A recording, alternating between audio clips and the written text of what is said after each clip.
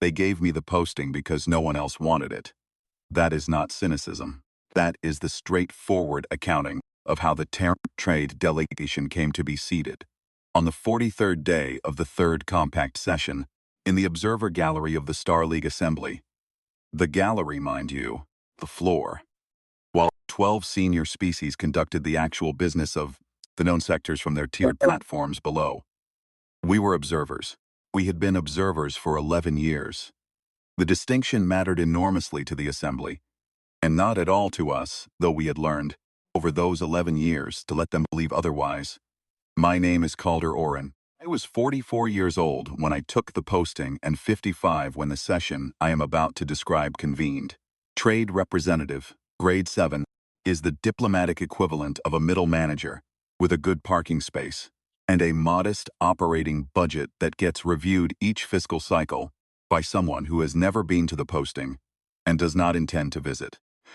I had spent those 11 years in the gallery learning Vascari body language, memorizing the procedural rhythms of a body that had existed for 400 years before humanity learned to write, and drinking, at irregular intervals, a bitter pressed leaf beverage the Assembly's commissariat staff called morning tea, and which bore no resemblance to anything I had tasted on Earth. I drank it anyway.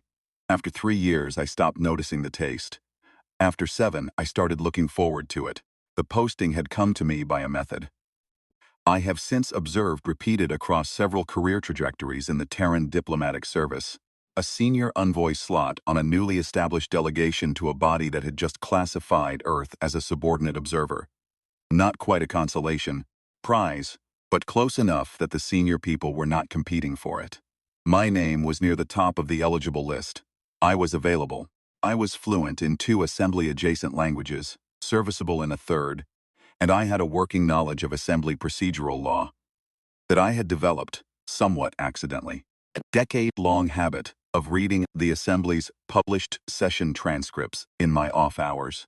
I had developed this habit not out of any strategic ambition, but because the transcripts were dense and technical, and I found, after a few years, that they were exactly the kind of dense and technical that quieted the parts of my mind that would otherwise occupy themselves with less useful things in the small hours. I want to be precise about what I was, because what I was not matters more. I was not a general. I was not a fleet admiral. I was not a senior envoy with cabinet-level authority and a direct line to the people who made decisions that moved fleets, carried a trade portfolio, access to human manufacturing indexes, provisional tariff schedules, a standing offer to negotiate shipping rights across 6 transit corridors that the Assembly had never formally acknowledged we controlled.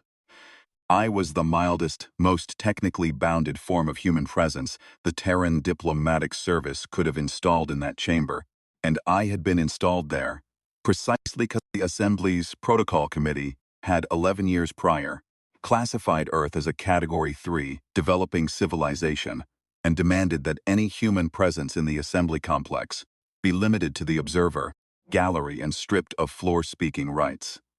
We had agreed to those terms. I want you to understand what that agreement meant at the time, and what it turned out to mean in practice, because those are 2 very different things, and the Assembly never reconciled the gap between them until 43rd day of the third compact session, when it was far too late to matter. At the time, the agreement meant what the Assembly believed it meant. Humanity, newly arrived at the galactic table, chastened and appropriately humble, accepting a subordinate classification in exchange for access, however limited, to the Assembly's trade networks, its navigational charts, its pharmaceutical licensing protocols, its 4 centuries of accumulated interspecies legal precedent.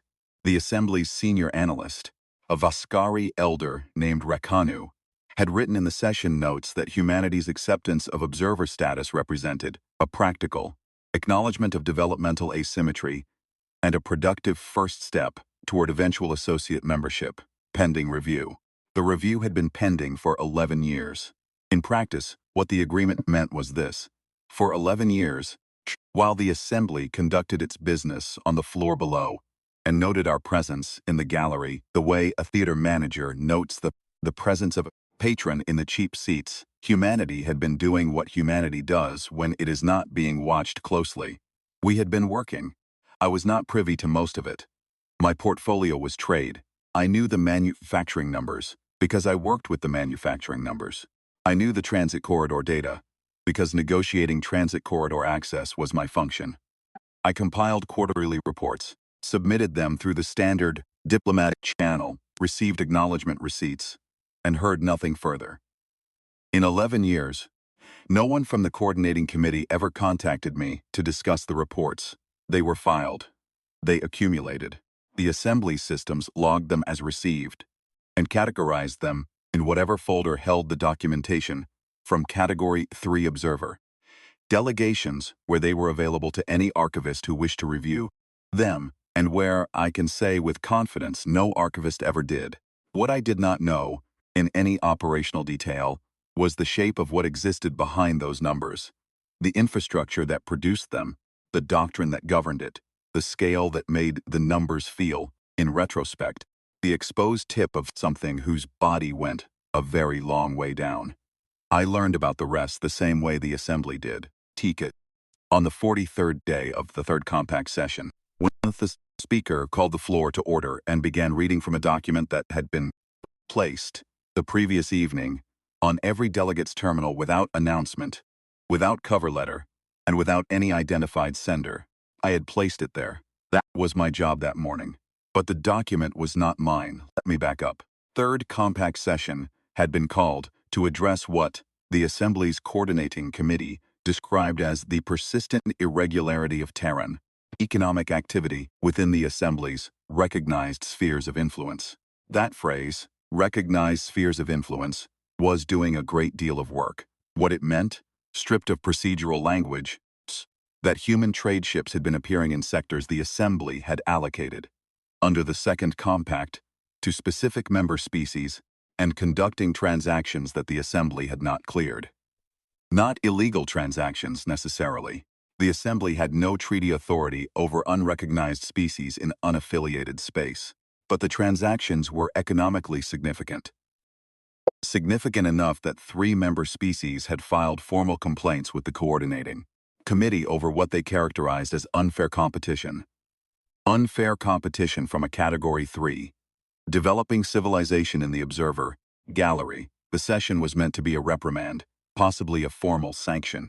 The lead Vascari delegate, a younger member of Raikanu's administrative house named Sekevar, had told the press corps of 3 Assembly-affiliated news services that the session would clarify the boundaries within which Earth's commercial activity must remain while observer status is maintained.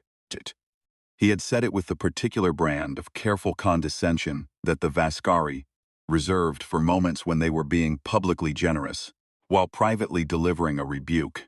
I had seen it many times over 11 years. I recognized it the way you recognize a familiar piece of furniture in a room that is otherwise new. Its shape, its weight, the way it occupied space. I had attended the pre-session briefing. I had sat in the Observer Gallery's anteroom and listened to the coordinating committee summary of the complaints, and I had nodded at the appropriate intervals, and I had said, when asked whether the Terran delegation would be submitting a response, that we would have documentation ready for the session floor. Documentation, that was the word I used.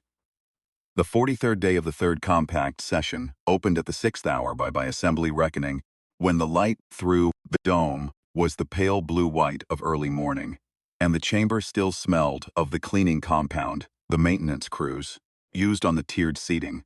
The compound had a faint mineral quality, something between stone dust and standing water, that I associated specifically with the early hours of session days, when the chamber was still empty, and the light was still flat, and there was nothing yet in except the smell and the silence, and the architecture.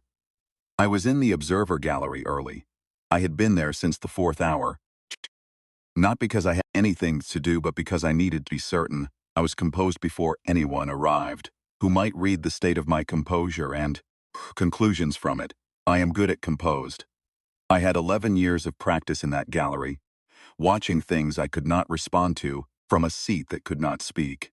There is a specific kind of discipline that develops in a person who spends a decade sitting in a room where their presence is acknowledged only as a formality, where the proceedings continue regardless of their attention or inattention, where the body they represent has been filed away under a category that forecloses most of the questions worth asking. It is not patience, exactly. Patience implies waiting for something. This was something else, an attentiveness without expectation, a habit of observation that had, over 11 years, accumulated into a fairly detailed map of how the assembly worked, how it thought, what it assumed, and where those assumptions had the particular quality of stability that comes not from being correct, but from having never been tested. The delegates filed in over the course of the next 2 hours. The assembly was 12-member species, each with a tiered delegation of between 4 and 12 individuals, depending on the species' treaty standing. The Vascari, as assembly founders, occupied the highest tier, a curved platform of polished dark stone at the chamber's apex, from which they could look down on all other delegations. This was not metaphorical. The architectural intent was explicit. The assembly had been designed 4 centuries ago so that the founding species would always be elevated above the floor. I had spent 11 years looking up at them from the gallery. Sekevar took his seat at the Vascari platform's center at the 7th hour, flanked by 3 junior delegates and the senior administrative archivist, a pale, broad-shouldered individual named Tavis, who kept the assembly's official records and whose job on this day to formally enter the session's proceedings into the permanent archive. Tavis had a ceremonial function as well. At the session's conclusion, it was Tavis who would read aloud the assembly's formal finding, the binding determination that would be entered as precedent. He had been doing this for as long as I had been in the gallery, and probably considerably longer. He had the careful, unhurried manner of someone who understood that the archive was the only thing in the room that would outlast everyone present, including the chamber.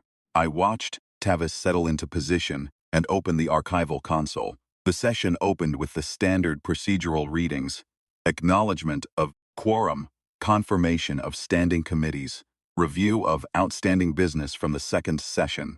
I had heard these readings so many times that I no longer processed them consciously. They were the rhythm of the institution, as automatic as breathing.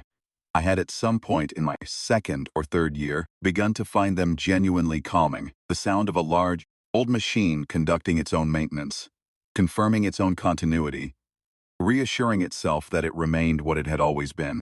Then Sekevar called for the first matter of substantive business. This session convenes to address Case File 7 Terran, matter of unauthorized commercial incursion into assembly-recognized development spheres by vessels operating under Terran registration or Terran commercial license. The Coordinating Committee has received formal complaints from the Drassic Mercantile Consortium, the 7th Hegemony of Kool, and the Honored Pathfinders Transit Authority. The committee has reviewed the evidence and recommends formal censure, followed by a binding restriction on Terran commercial activity outside the 6 transit corridors, specified in the Observer Status Agreement, with enforcement oversight delegated to the Drassic Consortium's Border Authority for a period of not less than 30 standard years. 30 standard years. I want you to sit with that number for a moment, because I did. I sat with it in the observer gallery, with my hands folded on the rail and my face arranged in an expression of neutral attention, and I thought about what 30 standard years meant in practice. It meant a generation, that any human born today would be middle-aged before the restriction lapsed. It meant that everything humanity had built in those unaffiliated, the trade relationships, the infrastructure agreements, transit corridors that the Assembly didn't know about because they were not in the Assembly's charts, would be frozen in place, fenced in, managed by a border authority that answered to the Drassic Consortium, which had filed the complaint. It was not a reprimand. It was a cage. Sekevar gestured to the Assembly floor. The session will hear from member delegations before proceeding to vote. The observer delegation from Earth is acknowledged as present. They have submitted documentation for the record. As they do not hold floor-speaking rights, their documentation will be read into the record by the session's secretary. This was standard. I had submitted a documentation before. It was usually a brief statement of trade statistics, a list of minor clarifications, a formulaic expression of the delegation's respect for the Assembly's deliberative process, the kind of thing that gets read aloud and then immediately forgotten. The session secretary, a junior Vascari functionary named Elevar, retrieved the document from the terminal. I watched her open it. I watched her read the first paragraph. She stopped. It was a small hesitation, less than 2 seconds. But in a chamber where every procedural rhythm had been refined over 4 centuries, 2 seconds of unexpected stillness from the session secretary was enough to shift the attention of the nearest delegates. The cool secondary delegate, a broad reptilian individual whose species communicated a great deal through postural alignment, leaned fractionally toward his primary. The Drask primary, a 6-limbed, amber carapaced being named Vorath, who had filed the largest of the 3 complaints, rotated 2 of its optical clusters toward Elevar. Elevar looked up at Sekevar. "Speaker," she said, there may be a formatting error in the document. The length is, read from the document," Sekevar said, with the tone of a person who has never had to say that twice. Elevar read from the document. She read for 4 minutes and 20 seconds before the first interruption. The document, and I should explain this carefully, because the Assembly never quite processed what it was not our document. We had prepared a document, a polite, carefully worded, trade statistics heavy response that acknowledged the concerns of the complaining parties and requested a mediation timeline. That document was, in my case, in the anteroom where it had been since the 4th hour. I had placed on every delegate's terminal the previous evening was a different document entirely. It had been transmitted to me 6 days prior via a diplomatic channel that bypassed the Assembly's communications monitoring. A channel I had been given access to 11 years ago and had used, exactly once before, to confirm my posting credentials. The document had arrived without preamble, without a cover note, without any explanation of its origin beyond a 17-character authentication string that I had verified against a codebook I kept in a sealed case that had not been opened in 8 years. The authentication checked out. I had read the document once. Then I had read it again. Then I had sat in the commissariat for approximately 40 minutes, drinking what passed for morning tea and considering what I was being asked to do, not the ethics of it. That question resolved quickly, and the resolutions was straightforward. What I was considering was the precision required. Placement had to be clean. Every terminal simultaneously, the night before the session, using the standard observer documentation submission protocol so that the document would be logged as received before anyone arrived to question its provenance. Then I had loaded it onto every delegate's terminal. What Elevar read was this. It began with a standard trade inventory, the manufacturing indexes I had been submitting for 11 years, the transit corridor utilization figures, the pharmaceutical licensing data. The Assembly delegates who were paying attention would have recognized it as routine. The ones who were not paying attention, which, I suspected, was most of them at that point in the morning, would have been consulting their own notes on the censure recommendation. Then the document moved to a second section. The second section contained trade inventory figures for sectors the Assembly had never classified as being in Earth's operational range. Sectors outside the 6 transit corridors. Sectors in what the Assembly designated as the outer development zones. The unaffiliated space beyond the recognized spheres where, officially, humanity had no commercial presence at all. These figures were not estimates. They were not projections. They were operational records, ship manifests, transaction logs with dates, cargo classifications, and counterparty identifications. 11 years of records presented in the Assembly's own standard data format, covering commercial activity in 47 sectors that the Assembly's own charts showed as empty or minimally developed. Elevar read the sector headers aloud. The Drask primary, Vorath, turned all of its optical clusters toward the session floor. Elevar kept reading. Third section contained infrastructure data. Not commercial infrastructure, operational infrastructure, stations, relay arrays, repair facilities. A maintenance network that, mapped against the sectors in Section 2, described something that had the topology of a settled, organized, functioning economic zone. Not a set of hard trading at the margins, a zone, with nodes, with supply chains, with what the documents accompanying technical annexes classified, in dry bureaucratic language, as established logistical throughput capacity, supporting sustained commercial and operational activity. Someone, I am not certain who, said something in Vascari that I will not attempt to reproduce phonetically, but which Vascari to standard translation renders approximately as how long. Elevar paused. She checked the document header. She said, "The records cover 11 standard years." The chamber did not erupt. I want to be precise about that, because I have heard the session described, since in terms that suggest pandemonium, and it was not that.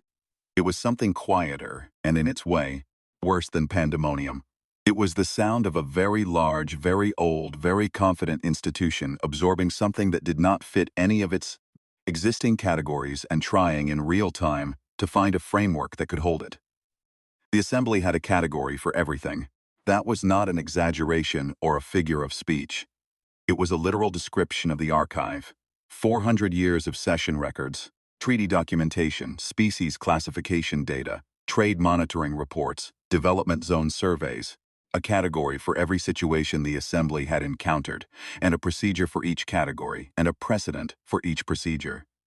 The archive was, in a real sense, the assembly's memory, and the assembly's memory was comprehensive.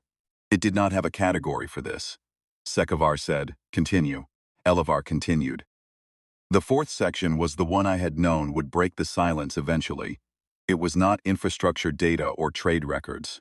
It was a navigation survey, a comprehensive survey of the 47 sectors, with full gravitational mapping, transit window calculations, resource classification, and, this was the part I had sat with for 40 minutes in the commissariat, population density assessments for 40 of the 47 sectors.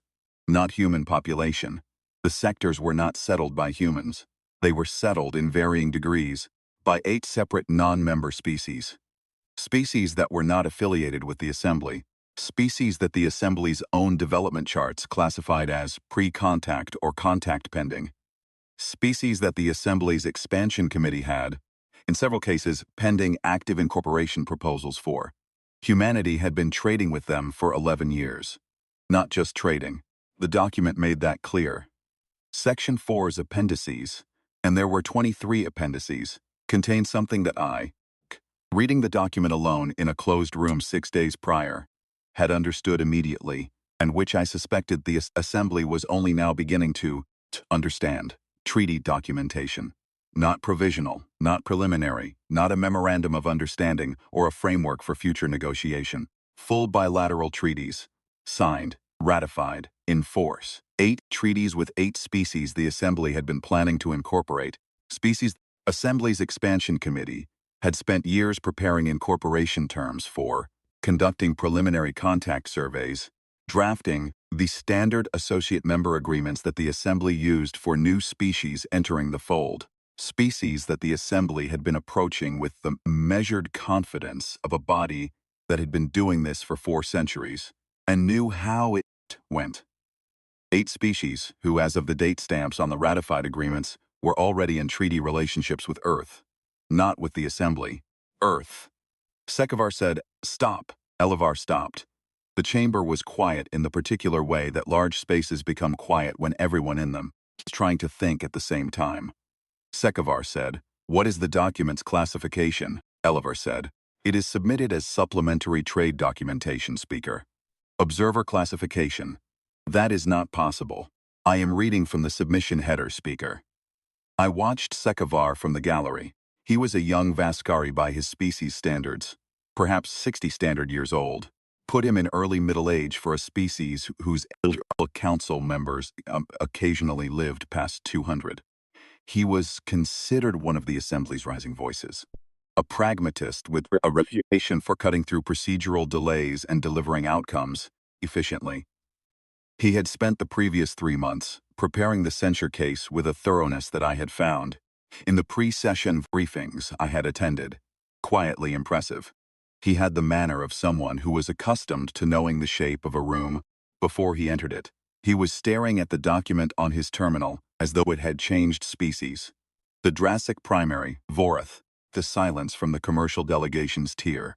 Speaker, the document's authenticity needs to be verified. These figures, if accurate, describe commercial penetration of Drassic adjacent sectors that— I heard the figures, Sekevar said. Then you understand that they cannot be correct. The Drassic Consortium's border monitoring would have detected. I said I heard the figures. Sekevar's voice was even.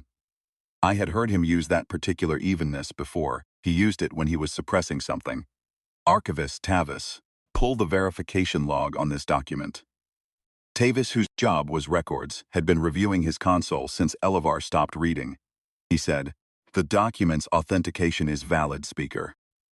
The transmission origin matches the Terran Diplomatic Service's registered channel. The data format is compliant with assembly submission standards. The technical annexes are formatted to assembly survey specifications. The annexes, 23 annexes." Yes, Speaker. Overtate each one. Tavis worked for 7 minutes. In the chamber, no one spoke. I watched the delegations. The cool delegation had pulled its members into a tight cluster and was conducting a rapid internal discussion at a volume too low for me to hear from the gallery. The 7th Pathfinder delegation, a species called the Velat, whose members communicated partly through chromatic skin shifts, had shifted, collectively, pale amber that in Velat communication indicates either calculation or distress, or both. 3 minor delegations on the lower tier were simply still. Each annex authenticates, Tavis said. They are genuine assembly format documents. The treaty texts in appendices 7 through 23 follow standard bilateral agreement structure. They are, Speaker, they are in the Assembly's own treaty template, modified in several clauses, but the base structure is ours. Sekevar said. How? Tavis said. The template is not restricted. It is published in the Assembly's External Relations Archive. Any party wishing to draft a bilateral agreement in Assembly-compatible format can retrieve and use it. The silence that followed was different from the previous one. It had a texture to it, denser, perhaps, or more directional. The Assembly had just learned something that it had not known it needed to know. That its own tools were available to parties it had classified as Category 3 and placed in the observer gallery. Sekevar looked up from his terminal. He looked across the chamber to the secondary tier, where the honored Pathfinder's delegate, the 3rd complainant, was reviewing the document on his own console. Pathfinder's delegate was a species called the Sarai, long-limbed and amber-eyed, whose species had controlled transit rights in the outer development zones for 2 centuries. One of the appendices specifically documented transit arrangements between Terran shipping and the 8 treaty species that ran through Sarai, managed corridors. Through corridors the Sarai administered. Through corridors they monitored. The Sarai delegate looked up at Sekevar. The Sarai delegate did not say anything. Ask the observer delegation, Sekevar said to Elevar, whether they are prepared to address the session. Elevar turned to the gallery. I was already standing. This was the moment I had been sitting with for 6 days. Not the submission of the document. That was mechanical. A file transfer on a deadline. The moment I had been sitting with was this one, standing at the gallery rail, looked at by 12 species delegations, asked whether I had anything to say. My counterpart on the trade side, the person who had transmitted the document to me, whose name I will not use here because she has asked me not to, had included a note at the end of the authentication package. It was brief. It said, "You'll know what to say, if anything. Trust your judgment." I looked at Sekevar. I looked at the chamber. The tiered platforms. 12 delegations. Tavis at his archival console. Elevar with her hands folded and her expression carefully neutral. The morning light through the dome making long, pale rectangles across the floor. I said, "The documentation speaks for itself." Then I sat back down. Sekevar held my gaze for a moment longer than was comfortable. Then he turned back to the floor. "We will recess for 2 hours," he said. "Coordinating committee will convene in closed session." The session secretary marked the recess. Delegates began moving toward the anteroom exits. The Vascari delegation, all four of them, remained on their platform, clustered around Tavis and his console. Running what I could tell, even from the gallery, was a document verification check that went considerably beyond the standard authentication protocol. I stayed in the gallery. I had nowhere else to go, and leaving would have looked like something I did not intend to look like. The 2-hour recess lasted 4 hours and 17 minutes. I know the precise duration because I counted it in the way you count time when you are sitting in a room by yourself and there is nothing to do but think. I thought about the document. I thought about the note she had sent with the authentication package. I thought about the 11 years I had spent in that gallery, in that seat, with my carefully maintained expression of neutral attention, watching things I could not respond to, and learning things I had not been sent to learn, because there was no category in the Terran Diplomatic Service's job description for the kind of learning that comes from 11 years of sitting in a room where no one expects you to be paying close attention. I thought about the 8 treaties. Not the commercial infrastructure, not the transit corridors, not the trade records. Those were logistics. Those were the machinery of the thing. What I kept coming back to were the 8 treaties. 8 species the Assembly had been carefully preparing to bring into its fold, slowly, on the Assembly's terms, through the Assembly's procedures, using the Assembly's template. And somewhere in those 47 sectors, in 11 years of trading and talking, and being present in the unaffiliated space where no one was watching, those 8 species had decided they preferred the terms that Earth had offered. I do not know what terms those were. That was not my portfolio. I had the treaty documents in front of me, and I could read, and what I could see was that the modified clauses, the ones Tavis had noted as departures from the Assembly's standard template, were modifications that favored the treaty partners. Protections the Assembly's standard template did not offer. Dispute resolution mechanisms that gave the smaller party meaningful recourse. Sunset clauses that made the treaties revisable by mutual consent rather than unilaterally. Revenue-sharing provisions calibrated to the treaty partners' economic scale rather than the standard fixed percentage formula, which had always been calibrated to the Assembly's economic scale. The Assembly's template did not have those things. I thought about that for a while. I thought about what it meant that 8 species, approached by the Assembly on one hand and by Earth on the other, chose an Earth, not because Earth was larger or older or more powerful. At the time of the first treaty signatures, Earth was none of those things relative to the Assembly. Earth was a Category 3 developing civilization in the observer gallery with no floor, speaking rights.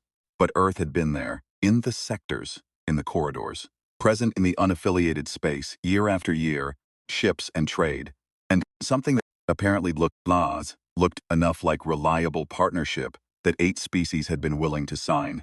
The coordinating committee returned at the 11th hour. They filed back in without the usual procedural announcement. The delegates resumed their positions in something closer to the arrangement of people returning from a difficult conversation than people returning from a scheduled recess. The Drassic primary settled heavily. The Sorai delegate moved to a slightly different position on the secondary tier, one that put him closer to the Vascari platform, which, in Sorai spatial practice, indicates the desire to be associated with the most stable point in the room. The cool delegation arranged itself in a configuration I had learned over 11 years, indicated internal disagreement. 2 members positioned slightly forward, 2 slightly back, primary in the exact center, with the posture of someone who has lost an internal argument and is now obligated to implement the consensus. Sekevar called the session back to order. He said, "The coordinating committee has reviewed the submitted documentation. The committee has determined that the documentation is authentic. The committee has further determined that the commercial and treaty activities described therein, while not anticipated by the Observer Status Agreement, do not constitute a violation of any existing Assembly treaty or compact to which Earth is a signatory." He paused. Earth is a signatory to the Observer Status Agreement and the basic commercial protocols of the Second Compact. Those documents do not restrict Earth's commercial activity in non-assembly space. They do not restrict Earth's treaty relationships with non-member species. The Coordinating Committee has reviewed our legal precedent archive and finds no basis on which the activities described can be formally censured under existing Assembly authority. The Drassic primary said, "Speaker, the committee's determination is recorded," Sekevar said. Path was quiet for a moment. Then, the filing for censure.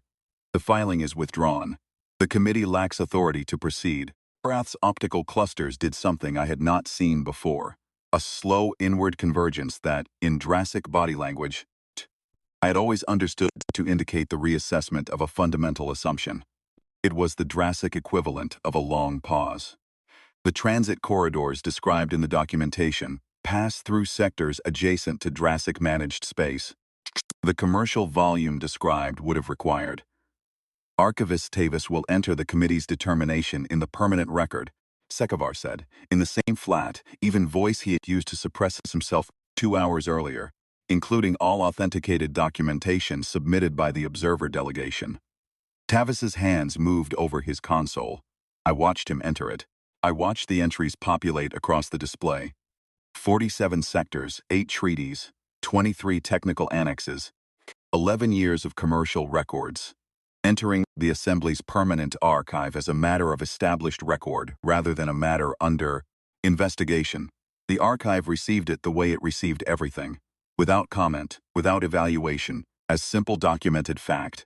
Tavis was meticulous. He had been meticulous for as long as I had observed him.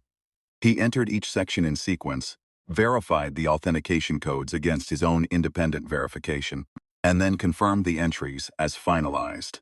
Finalized. That was the word the archive used. Once an entry was finalized, it was permanent. Sekevar looked up at the gallery. The observer delegation's documentation has been entered as submitted, he said. The session notes will reflect that Earth's commercial and diplomatic activity in the sectors described predates this session by 11 standard years. He let that settle and he said, "The matter of case file 7 Terran is closed. The censure filing is withdrawn. The floor is open for new business."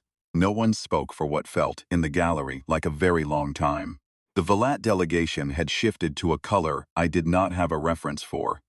Something between the amber of calculation and a deeper orange I associated, from prior sessions, with the dawning of an uncomfortable conclusion. The cool delegation was still in its disagreement configuration. The Sorai delegate was looking at the floor. Vorath said, quietly enough that I almost did not hear it from the gallery, "How many more sectors?" It was not directed at the floor. It was not directed at Sekevar. It was directed, with all of its optical clusters, at the gallery, at me. I looked at Vorath for a moment. I said, "That's not in the document." Vorath's optical clusters held steady. Then 2 of them rotated away. The session continued for another 3 hours. New business was called, addressed, and recorded. The Velat delegation introduced a maintenance protocol proposal for the Outer Development Zone relay networks. And I noticed, and I suspect others noticed, that the Velat delegate's phrasing was careful in a way that it had not been in prior sessions, attentive to the possibility that the relay networks in question might already have other parties operating on them, attentive to the possibility that the Assembly's current maintenance protocols might not reflect conditions on the ground. The Sorai delegate said nothing for the remainder of the session. At the close, when Tavis read the session's formal summary for the permanent record, he read it in the standard procedural cadence that he used for every session, flat, metered, authoritative. He read the committee's determination. He read the withdrawal of the censure filing. He read the confirmation of the documentation's entry into the archive. He paused, very briefly, before the final line. The final line was standard. A rote statement that the session's business was complete and the archive entry was closed. But I had never before heard Tavis read it with the quality of attention he gave it. On the 43rd day of the 3rd compact session, as though he were reading something that had acquired new weight between the moment he had written it and the moment he was reading it aloud, as though the final line had always been a formality and was now, for the first time, a fact that required the full weight of the archive behind it. I gathered my case from the gallery rail. I had not opened it. The polite, carefully worded, trade statistics-heavy response document was still inside it, exactly as I had brought it. I had not needed it. I walked out of the gallery through the side corridor, past the commissariat where the morning tea had gone cold, and out through the building's secondary exit into the pale afternoon of the Assembly's capital district. The light was no longer the blue-white of early morning. It was past midday, and the quality of the light had shifted to a thin gold that came sideways through the colonnade trees, turning their deep purple canopy, a color that had no standard name in any language I knew. The plaza in front of the Assembly building was the standard Assembly Plaza. White stone. The Assembly's emblem in bronze at the center, benches under the colonnade in the shade. I sat on one of the benches. I sat there for a while. I have been asked since what I was thinking. The answer is not dramatic.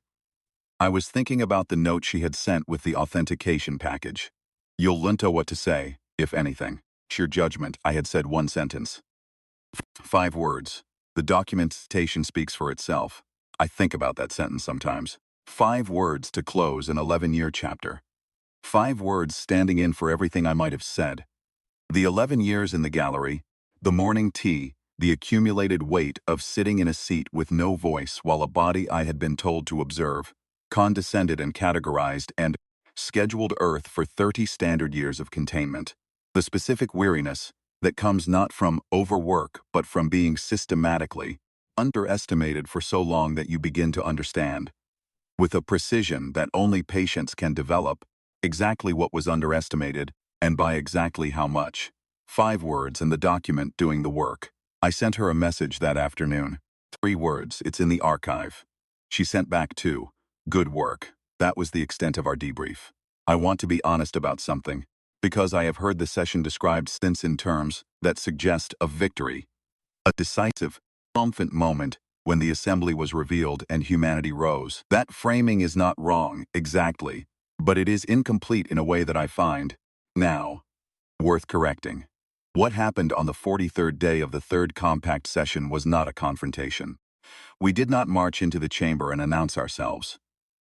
The Assembly called the session to deliver a cage, and we submitted a document, and the document was accurate, and the Assembly's own archives absorbed it and made it permanent and irrevocable.